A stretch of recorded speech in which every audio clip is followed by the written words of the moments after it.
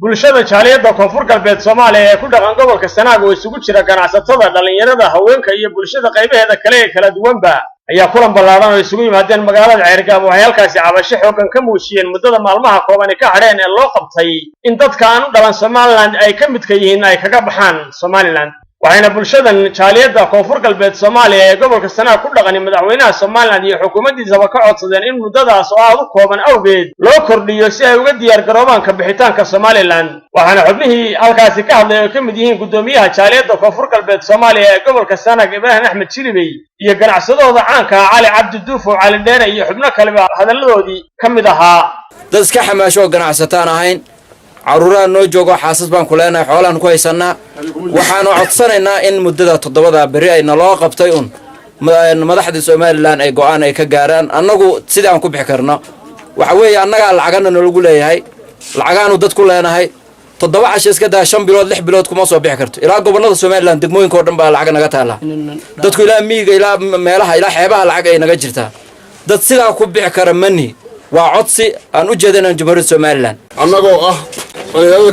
ka soo jeeda gobolada Baay Bakool koonfur galbeed kuna nool gobolka Sanaag 10 sanadood iyo ka badan magaalada degan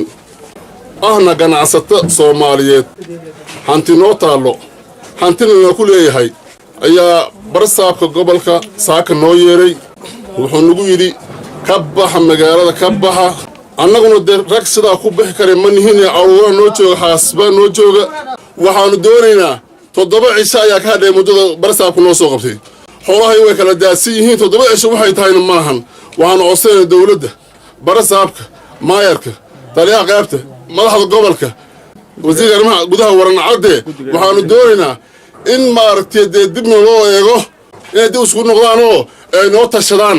anagu waxaanu nahay dad ka soo jeeda koonfur galbeed Soomaaliya caruura iyo xaasas badan dadka halka u jooga dad 7 maalmood ku tagi kara ma aha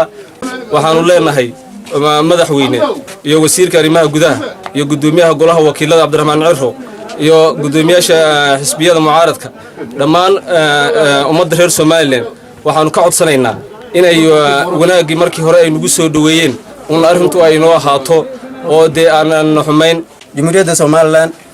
iyo madaxda ugu sareysa iyo ka ugu hooseeya waxaan doonayaa inaan dareensiiyo marka ugu horeysa dhalinyarada halka in muddada 15 sano oo gobolka ku dhaqnayd inaanay ciida iyo calanka iyo ummadda Soomaaliyeed inaanay cadow ku ahayn anagu waxaan ka codsanaynaa madaxweynaha Soomaaliland iyo golihiisa wasiirada in waxa hadda la leeyahay oo la sheegayo oo magaaladan iskaga baaha 7 casho mis 2 casho 3 casho la noo qabtay in yaani la naga eego waxaas aan la nagu sameyn baan rabnaa hukuumadda waxaan ka codsanaynaa in muddo wanaagiyo walaaltinimada markii hore aanu nagu soo dhaweeyay aanu ku sii joognay waxaan ka codsanaynaa hadda inaan ku sii joogno Abdullaahi Xuseen Darwiish shabakada caalamiga oo Wadweyne News magaalada Ceergaabo